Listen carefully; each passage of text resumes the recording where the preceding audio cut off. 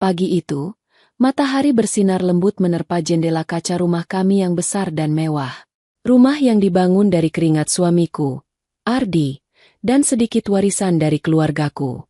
Aku, Nisa, selalu merasa bersyukur atas apa yang kami miliki. Setiap sudut rumah kami terasa hidup berkat dedikasiku dalam mengatur segalanya. Namun, aku tidak pernah menyangka bahwa di balik kemegahan rumah ini, ada rahasia kelam yang sedang tumbuh. Ardi, suamiku, adalah pria yang awalnya aku kagumi karena ambisi dan kerja kerasannya. Dia memulai segalanya dari nol dan membangun bisnis properti yang kini sukses besar. Tetapi, beberapa bulan terakhir, ada sesuatu yang berbeda darinya. Dia lebih sering pulang larut malam, tidak lagi sehangat dulu, dan seringkali tenggelam dalam pikirannya sendiri. Aku mencoba membujuknya untuk bercerita, tetapi dia selalu berdalih sibuk dengan pekerjaan. Di sisi lain, aku memperhatikan sesuatu yang ganjil dengan Lestari, pembantu kami yang baru bekerja selama setahun terakhir. Lestari adalah perempuan muda berusia awal 20-an, dengan paras yang manis dan sikap yang ramah. Dia selalu cekatan dalam pekerjaannya, tapi akhir-akhir ini, aku melihat dia sering menghindari tatapan mataku dan terlihat gelisah ketika Ardi ada di rumah. Awalnya, aku menganggap semua itu hanyalah perasaanku saja. Aku mencoba untuk mengabaikannya, berpikir bahwa mungkin aku terlalu lelah atau terlalu curiga. Namun, sebuah insiden kecil membuatku mulai curiga. Suatu malam, saat aku sedang membereskan kamar kerja Ardi, aku menemukan sebuah kalung emas dengan liontin berbentuk hati di laci mejanya. Kalung itu terbungkus rapi dalam kotak kecil berwarna merah, dan jelas sekali itu bukan milikku. Ketika kutanyakan tentang itu, Ardi hanya menjawab singkat bahwa itu hadiah untuk salah satu koleganya. Aku mencoba percaya, tapi hati kecilku merasa ada yang tidak beres. Kecurigaanku semakin kuat ketika aku memperhatikan interaksi antara Ardi dan Lestari. Meskipun mereka berusaha menjaga jarak, aku sering menangkap kilatan mata mereka yang seolah menyembunyikan sesuatu. Hal ini membuatku gelisah, tapi aku tidak ingin gegabah menuduh tanpa bukti. Aku tahu bahwa tindakan ceroboh hanya akan membuatku terlihat bodoh jika ternyata aku salah. Suatu hari, aku memutuskan untuk memeriksa ponsel Ardi. Ini adalah langkah yang sebelumnya tidak pernah terlintas di benakku karena aku selalu menghormati privasinya. Dengan hati berdebar, aku menunggu saat dia tertidur lelap. Malam itu, setelah memastikan dia sudah terlelap, aku mengambil ponselnya yang tergeletak di meja samping tempat tidur. Aku membuka galeri dan menemukan foto-foto yang membuatku terperanjat. Ada foto-foto Ardi dan Lestari sedang tersenyum bersama di tempat yang tidak kukenal. Beberapa foto menunjukkan mereka duduk berdekatan dengan ekspresi yang lebih dari sekadar majikan dan pembantu. Air mataku langsung mengalir. Aku merasa hancur dan dikhianati. Namun, aku memutuskan untuk tidak langsung menghadapinya malam itu. Aku ingin mengumpulkan bukti lebih banyak sebelum melabraknya. Dengan hati yang penuh luka, aku mengembalikan ponselnya ke tempat semula dan berusaha menenangkan diri. Aku tahu bahwa aku harus bersikap cerdas dalam menghadapi situasi ini. Esok harinya, aku memutuskan untuk memasang kamera pengintai di beberapa sudut rumah, termasuk di ruang tamu dan dapur. Aku ingin memastikan apa yang sebenarnya terjadi ketika aku tidak berada di rumah. Proses pemasangan kamera itu kulakukan dengan hati-hati. Aku meminta bantuan seorang teknis yang aku percaya, memastikan bahwa Ardi maupun Lestari tidak akan curiga. Sementara itu, aku mencoba bersikap seperti biasa, meskipun sulit rasanya untuk menahan amarah dan sakit hati. Setiap pagi, aku menyiapkan sarapan untuk Ardi dengan senyuman yang aku paksakan. Aku bahkan masih memuji pekerjaannya di kantor ketika kami berbicara. Semua ini kulakukan demi menjaga situasi tetap tenang hingga aku memiliki cukup bukti untuk mengungkap kebenaran. Beberapa hari kemudian, aku memeriksa rekaman dari kamera pengintai tersebut. Hasilnya membuat hatiku semakin remuk. Dalam rekaman itu, terlihat jelas bagaimana Ardi dan Lestari berbicara dengan mesra di dapur. Mereka berbicara dengan nada suara yang rendah, seolah berbagi rahasia yang hanya mereka berdua yang tahu. Ada momen ketika Ardi menyentuh tangan Lestari, dan mereka tertawa bersama. Puncaknya adalah ketika aku melihat mereka berciuman di ruang tamu saat aku sedang pergi keluar untuk belanja. Darahku mendidih melihat rekaman itu. Aku merasa tidak percaya bahwa suamiku, pria yang aku cintai dan percaya sepenuh hati, tega mengkhianatiku dengan cara yang begitu keji. Tetapi aku tahu, ini bukan saatnya untuk menyerah pada emosi.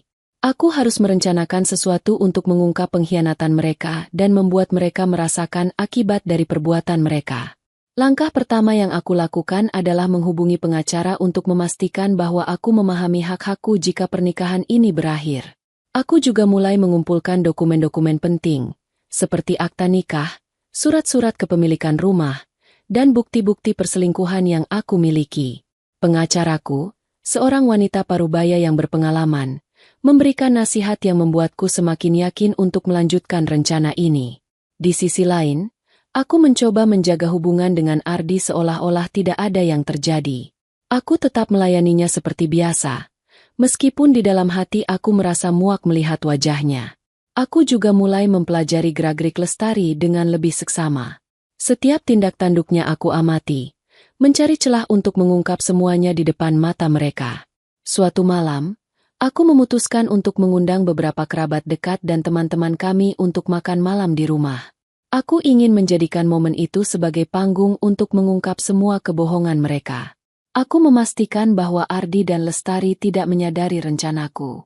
Dengan hati-hati, aku menyusun undangan dan memastikan bahwa tamu-tamu yang datang adalah orang-orang yang bisa menjadi saksi atas pengkhianatan ini.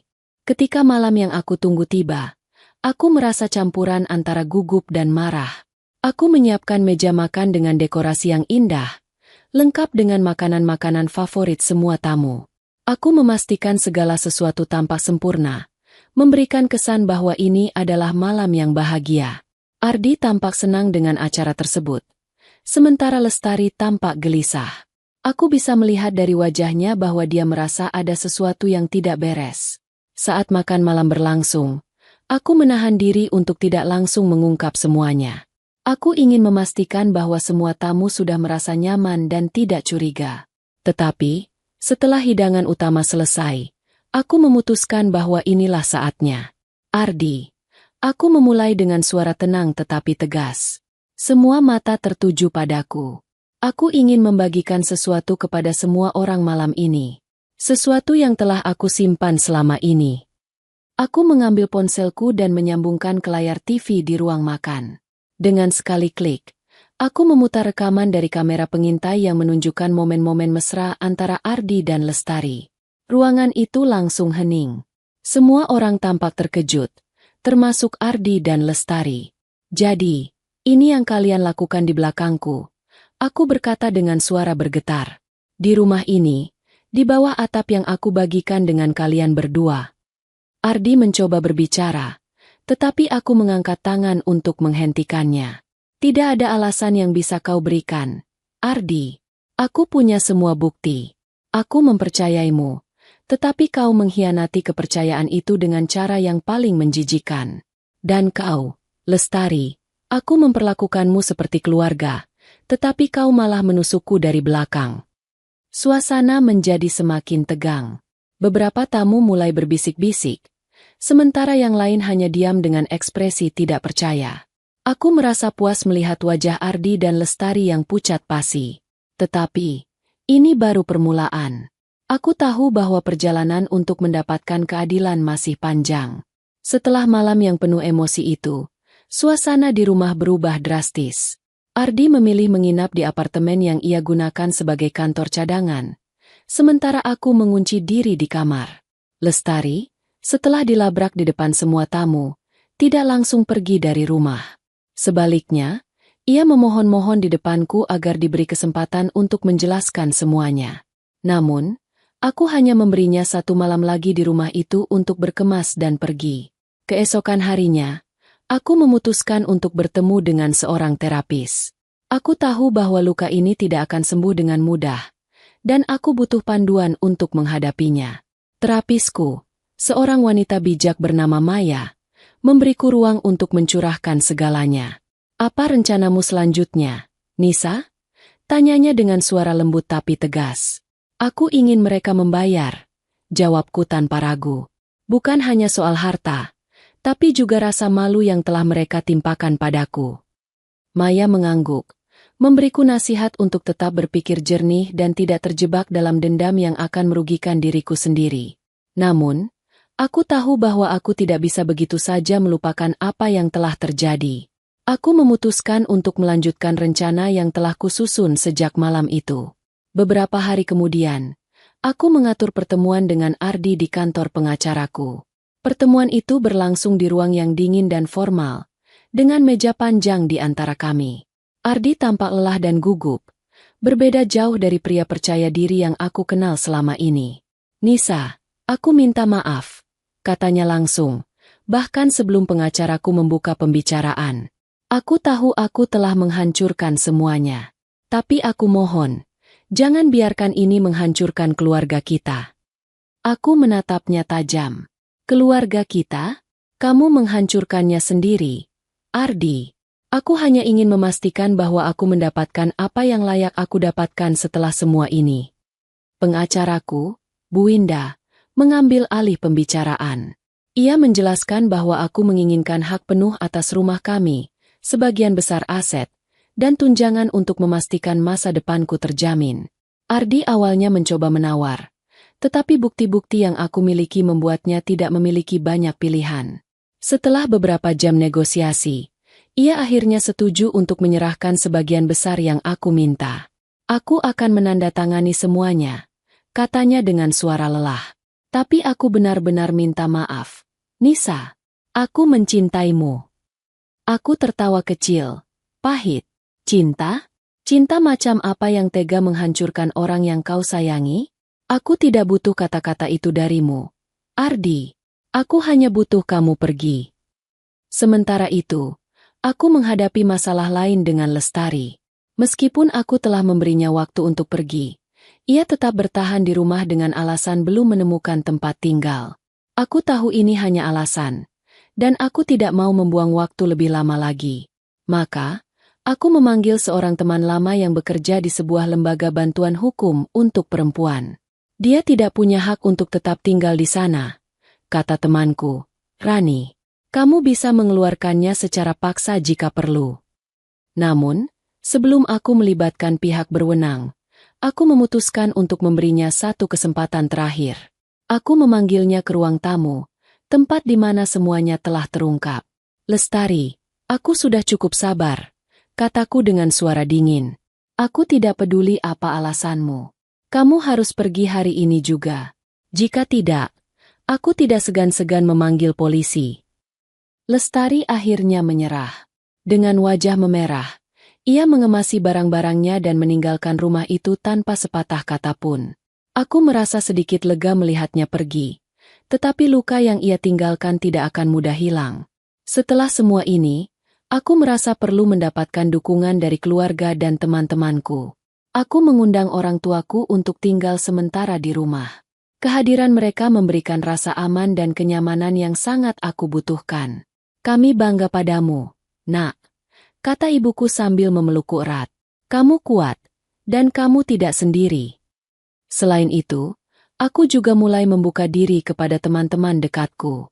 Mereka memberikan dukungan yang luar biasa, bahkan membantu membangun kembali rasa percaya diriku. Salah satu dari mereka, Dina, bahkan mengusulkan untuk melakukan sesuatu yang belum pernah aku lakukan sebelumnya, berlibur ke tempat yang jauh untuk menyegarkan pikiran. "Kamu butuh waktu untuk dirimu sendiri," katanya. "Pergilah, Nisa, biarkan dirimu sembuh." Awalnya, aku ragu, tetapi setelah berpikir matang, aku memutuskan untuk menerima saran itu. Aku memesan tiket ke Bali, tempat yang selalu aku impikan untuk dikunjungi tetapi tidak pernah sempat karena kesibukan. Perjalanan ini bukan hanya pelarian, tetapi juga awal dari lembaran baru dalam hidupku. Di Bali, aku menemukan kedamaian yang sudah lama hilang. Pantai-pantai yang indah, udara segar, dan keramahan orang-orang di sana membuatku merasa hidup kembali. Aku mengikuti kelas yoga, mencoba meditasi, dan bahkan menulis jurnal tentang semua yang telah aku alami. Setiap pagi, aku duduk di tepi pantai dengan secangkir kopi di tanganku, merenungkan perjalanan hidupku sejauh ini. Aku menyadari bahwa meskipun aku telah melalui masa-masa sulit, aku masih memiliki kesempatan untuk memulai kembali. Aku tidak lagi ingin tenggelam dalam rasa sakit atau dendam. Aku ingin fokus pada diriku sendiri, pada kebahagiaan yang bisa aku ciptakan tanpa bergantung pada orang lain. Namun, perjalanan ini juga memberiku waktu untuk merencanakan langkah berikutnya. Aku tahu bahwa meskipun aku telah memutuskan hubungan dengan Ardi, aku masih perlu menyelesaikan banyak hal, baik secara hukum maupun emosional. Tetapi untuk pertama kalinya dalam beberapa bulan terakhir, aku merasa optimis tentang masa depan. Sekembalinya dari Bali, aku merasa seperti orang yang berbeda. Aku memutuskan untuk menjual rumah besar yang penuh kenangan pahit itu dan pindah ke rumah yang lebih kecil namun nyaman. Aku juga mulai bekerja di sebuah organisasi non-profit yang membantu perempuan korban kekerasan dan perselingkuhan. Bekerja di sana memberiku tujuan baru, sekaligus membantuku menyembuhkan diri dengan membantu orang lain. Ardi beberapa kali mencoba menghubungiku, tetapi aku tidak pernah membalas pesannya. Aku tahu bahwa memberikan ruang untuknya hanya akan membuka luka lama. Sebaliknya, aku fokus pada diriku sendiri, membangun kehidupan yang lebih baik, dan menemukan kebahagiaan dalam hal-hal kecil. Pengalaman ini telah mengubahku. Aku belajar bahwa meskipun hidup tidak selalu berjalan sesuai rencana, aku memiliki kekuatan untuk bangkit dan melanjutkan. Dan yang terpenting, aku tahu bahwa aku tidak perlu siapapun untuk membuatku merasa utuh. Setelah semua kekacauan yang terjadi, aku merasa sudah saatnya mengambil langkah terakhir untuk menutup babak suram ini. Aku ingin memastikan bahwa Ardi dan Lestari benar-benar menerima konsekuensi dari perbuatan mereka. Bukan hanya untuk kepuasan diriku, tetapi juga untuk memberi pelajaran bahwa setiap tindakan memiliki dampaknya. Aku memulai rencana ini dengan penuh kehati-hatian. Dalam beberapa minggu terakhir, aku telah mengumpulkan informasi tentang bisnis Ardi. Sebagai istri yang selama ini mendampinginya, aku tahu betul bagaimana seluk-beluk operasional perusahaan tersebut. Aku juga tahu kelemahan-kelemahan kecil yang selama ini dia abaikan. Aku bertemu dengan salah satu direktur perusahaan Ardi yang cukup dekat denganku, Pak Anton. Dia adalah orang yang selama ini menghormati dan menghargai kontribusiku, meskipun aku tidak terlibat langsung dalam bisnis. Aku menceritakan tentang perselingkuhan Ardi dan bagaimana pernikahan kami hancur karena itu. Pak Anton tampak terkejut, tetapi juga menunjukkan simpati yang tulus. Saya tahu ini sulit untuk Anda, Bu Nisa, katanya. Tapi apa yang bisa saya lakukan untuk membantu? Aku memintanya untuk membantuku mengakses dokumen-dokumen penting perusahaan yang aku butuhkan untuk mempersiapkan langkah hukum berikutnya. Dengan bantuan pengacaraku, Bu Winda, aku menemukan celah dalam kontrak-kontrak perusahaan yang bisa digunakan untuk mengambil alih sebagian saham Ardi. Hasilnya, aku berhasil mendapatkan kontrol sebagian atas aset yang selama ini dia kelola. Aku tahu ini akan menjadi pukulan besar baginya, tetapi aku merasa ini pantas. Aku juga menyusun strategi dengan hati-hati agar langkah-langkahku tidak menimbulkan kecurigaan besar. Menggunakan koneksi yang aku bangun selama bertahun-tahun, aku menghubungi beberapa klien lama Ardi untuk memastikan mereka tetap percaya pada perusahaan meskipun terjadi perubahan kepemimpinan. Langkah ini memberiku kekuatan lebih besar untuk mengamankan posisiku. Ketika Ardi akhirnya mengetahui apa yang telah kulakukan, dia memanggilku dengan marah. Nisa, apa-apaan ini? Kenapa kamu menyerang bisnisku? Teriaknya saat kami bertemu di kantor pengacara. Aku menatapnya dengan tenang. Aku tidak menyerang bisnismu, Ardi. Aku hanya mengambil kembali apa yang seharusnya menjadi hakku. Kamu sudah menghancurkan keluarga kita. Jangan berharap aku diam saja dan menerima semuanya. Wajahnya memerah, tapi dia tidak bisa membantah. Semua langkahku legal dan didukung oleh bukti-bukti yang kuat. Dia tahu bahwa melawanku hanya akan memperburuk keadaannya. Di sisi lain, aku mendengar kabar bahwa Lestari mencoba mencari pekerjaan baru, tetapi tidak ada yang mau menerimanya setelah skandal kami tersebar. Rupanya, tamu-tamu yang hadir malam itu telah menyebarkan cerita tersebut ke lingkungan mereka. Aku tahu bahwa hidup Lestari tidak akan mudah, tetapi aku merasa itu adalah akibat dari pilihannya sendiri. Namun, Aku tidak berhenti di situ. Aku memutuskan untuk bertemu dengannya untuk terakhir kalinya. Bukan untuk melabraknya, tetapi untuk memberinya pelajaran yang bisa dia ingat seumur hidup. Aku mengajaknya bertemu di sebuah kafe kecil yang jauh dari keramaian. Dia datang dengan wajah yang penuh ketakutan dan penyesalan. "Kenapa kamu ingin bertemu dengan saya, Bu?" tanyanya dengan suara pelan. Aku menatapnya tajam. "Aku ingin tahu apa yang membuatmu tega melakukan semua ini, Lestari. Aku memperlakukanmu seperti keluarga, tetapi kau malah menghancurkannya." Air matanya mulai mengalir. Saya tidak tahu harus berkata apa, Bu. Saya hanya bodoh dan terbawa perasaan. Saya menyesal. Aku menghela napas panjang. Penyesalan tidak akan mengubah apapun, Lestari. Hidupmu sudah sulit sekarang, dan itu karena keputusanmu sendiri. Tapi aku tidak akan menjatuhkanmu lebih jauh. Aku hanya ingin kau belajar dari semua ini dan tidak mengulangi kesalahan yang sama. Aku meninggalkannya dengan perasaan campur aduk. Di satu sisi, aku merasa lega karena sudah mengatakan apa yang ada di hatiku. Di sisi lain, aku tahu bahwa luka yang dia tinggalkan tidak akan hilang begitu saja. Aku berharap, dalam hatiku, dia benar-benar belajar dari semua ini. Setelah semua ini, aku memutuskan untuk fokus sepenuhnya pada diriku sendiri. Aku menggunakan sebagian uang yang aku dapatkan dari pembagian aset untuk memulai bisnis kecil-kecilan. Aku membuka sebuah butik pakaian sederhana yang selama ini menjadi impianku. Dengan bantuan teman-teman dan keluargaku, butik itu perlahan mulai berkembang. Selain itu, aku mulai melibatkan diri dalam kegiatan sosial.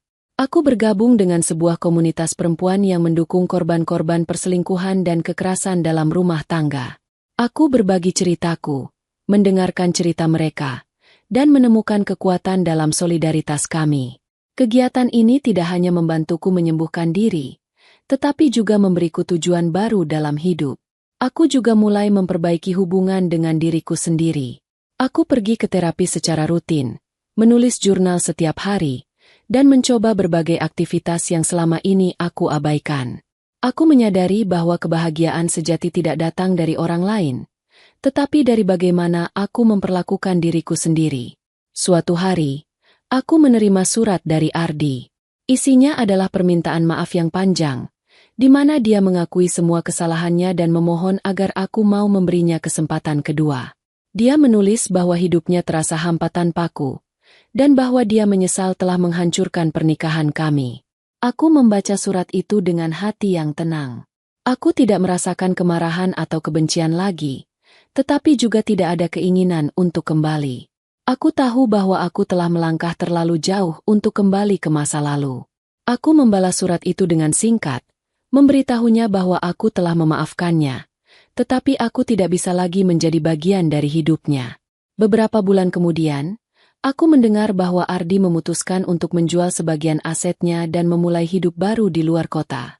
Sementara itu, Lestari pindah ke kampung halamannya dan mencoba memulai segalanya dari awal. Aku berharap, di dalam hati kecilku, mereka berdua benar-benar belajar dari apa yang terjadi. Seiring waktu, aku menemukan kedamaian dalam kehidupanku yang baru. Aku belajar mencintai diriku sendiri dan menghargai setiap momen yang aku miliki. Pengalaman ini mengajarkanku banyak hal tentang kekuatan, keberanian, dan pentingnya menghormati diri sendiri. Dan akhirnya, aku bisa berkata dengan bangga bahwa aku telah menang. Bukan dengan dendam atau kebencian, tetapi dengan keberanian untuk melepaskan dan melanjutkan hidupku. Setelah semua perjuangan dan luka yang aku alami, aku sadar bahwa langkah terakhirku bukan hanya membuktikan kekuatanku, tetapi juga meraih kebahagiaan sejati. Aku tak ingin hidupku hanya berisi dendam atau amarah yang tak berujung. Namun, itu bukan berarti aku akan membiarkan Ardi lolos tanpa benar-benar merasakan akibat dari perbuatannya. Setelah mengambil alih sebagian saham perusahaan Ardi, aku memutuskan untuk melakukan perubahan besar-besaran. Aku mulai mengungkap praktik-praktik bisnisnya yang selama ini tidak etis, termasuk manipulasi kontrak dengan klien-klien kecil. Tindakanku menyebabkan sejumlah klien menarik kerja sama mereka dengan perusahaan. Aku juga memutuskan untuk menjual sebagian sahamku kepada pesaing utamanya, Sebuah langkah yang membuat posisi Ardi semakin terdesak. Dalam waktu kurang dari 6 bulan, perusahaan yang dibanggakan Ardi mulai menunjukkan tanda-tanda kehancuran. Hutang menumpuk, dan reputasi perusahaan jatuh di mata publik. Berita tentang keruntuhan bisnisnya tersebar luas, dan banyak orang mulai mempertanyakan kemampuan Ardi sebagai seorang pengusaha. Aku mengingat betul wajahnya saat kami berada di ruang rapat terakhir sebelum perusahaan resmi dinyatakan bangkrut. Wajah yang dulu penuh percaya diri kini berubah menjadi penuh kekhawatiran dan keputusasaan. Dia mencoba bernegosiasi, memohon kepada para investor untuk memberikan kesempatan kedua, tetapi tidak ada yang mau mengambil risiko. Ketika akhirnya perusahaan dinyatakan bangkrut, aku mendengar bahwa Ardi kehilangan rumah mewahnya dan harus menjual mobil-mobilnya untuk membayar sisa utangnya. Dia pindah ke sebuah apartemen kecil di pinggiran kota, jauh dari kehidupan mewah yang dulu dia nikmati. Kehidupannya yang serba glamor berubah drastis menjadi serba kekurangan. Tak hanya kehilangan harta, Ardi juga mulai kehilangan teman-temannya. Orang-orang yang dulu mendekatinya karena kekayaannya kini menjauh, meninggalkannya sendirian. Aku mendengar kabar bahwa kesehatannya pun mulai menurun akibat tekanan yang dia alami. Dia tampak lebih tua dari usianya, dengan rambut yang mulai memutih dan wajah yang penuh kerutan. Bahkan beberapa teman dekat yang masih tersisa mengatakan bahwa Ardi sering mengurung diri di apartemennya, enggan bertemu siapapun. Suatu hari, aku menerima pesan darinya. Dia meminta untuk bertemu, mengaku ingin meminta maaf secara langsung. Awalnya aku ragu, tetapi akhirnya aku setuju. Kami bertemu di sebuah kafe sederhana. Ketika aku melihatnya, aku hampir tidak mengenali pria yang dulu penuh percaya diri itu. Dia tampak lemah dan rapuh. "Nisa, aku tahu aku tidak pantas meminta ini," katanya dengan suara yang hampir berbisik. "Tapi aku benar-benar ingin meminta maaf. Aku telah menghancurkan segalanya." Aku menatapnya dengan tenang. "Ardi, aku sudah memaafkanmu. Tapi memaafkan bukan berarti aku akan melupakan apa yang telah terjadi. Kau harus menanggung konsekuensi dari perbuatanmu." Dia menundukkan kepala, tak mampu berkata apa-apa lagi. Aku meninggalkannya di sana, merasa bahwa aku telah memberikan jawaban terakhirku. Sementara itu, Lestari juga tidak luput dari akibat perbuatannya. Setelah skandal perselingkuhan itu, dia kehilangan kepercayaan dari banyak orang di lingkungannya. Tidak ada yang mau mempekerjakannya, dan dia terpaksa kembali ke kampung halamannya. Namun, aku mendengar bahwa hidupnya di sana pun tidak mudah. Dia sering menjadi bahan gosip, dan keluarganya merasa malu dengan apa yang telah dia lakukan. Suatu hari, dia mengirim surat kepadaku. Isinya adalah permintaan maaf dan pengakuan atas semua kesalahan yang telah dia buat. Surat itu ditulis dengan tangan, penuh dengan coretan dan tinta yang tampaknya tercampur air mata. Aku tidak membalas surat itu, tetapi aku berharap dia benar-benar belajar dari pengalamannya. Aku menyimpan surat itu sebagai pengingat bahwa kebenaran akhirnya akan menang, meskipun jalannya tidak selalu mudah. Setelah semua drama ini berakhir, aku merasa bahwa hidupku akhirnya berada di jalur yang benar. Bisnis butikku berkembang pesat, dan aku mulai membuka cabang baru di kota lain. Aku juga terus aktif dalam komunitas perempuan, membantu mereka yang membutuhkan dukungan untuk bangkit dari keterpurukan. Setiap kali aku mendengar kisah mereka, aku merasa semakin yakin bahwa apa yang aku lakukan benar. Aku mulai menghabiskan lebih banyak waktu dengan keluargaku, terutama dengan anak-anak yang sempat merasa kehilangan figur ayah. Kami menjalani terapi keluarga untuk memastikan bahwa mereka dapat memproses apa yang terjadi tanpa membawa luka itu hingga dewasa. Perlahan tapi pasti, senyum mereka mulai kembali, dan itu adalah hadiah terbesar untukku.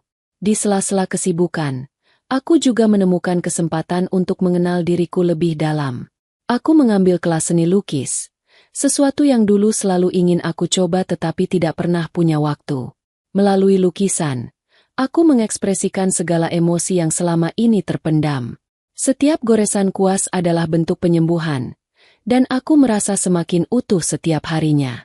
Aku belajar bahwa hidup bukan tentang menghindari badai, tetapi tentang bagaimana kita menari di bawah hujan. Aku menemukan kekuatan dalam diriku yang sebelumnya tidak pernah aku sadari, Dan aku tahu bahwa aku mampu menghadapi apapun yang datang di masa depan. Kini, aku bisa melihat ke cermin dan tersenyum. Aku adalah wanita yang kuat, mandiri, dan penuh cinta untuk diriku sendiri. Dan itu adalah kemenangan terindah yang pernah aku raih. Terima kasih sudah membaca cerita ini. Wajah tersenyum dengan mata bahagia jika kisah ini memberikan pelajaran atau inspirasi untuk Anda. Jangan lupa. Hati berkilau like video ceritanya untuk mendukung lebih banyak konten inspiratif seperti ini. Tangan menulis 2 komen di bawah dan bagikan pendapat Anda. Apakah Anda pernah mengalami situasi serupa? Kami ingin mendengar cerita Anda. Bel subscribe untuk mengikuti cerita-cerita penuh makna dan pelajaran hidup lainnya. Mari kita belajar bersama dari setiap pengalaman hidup.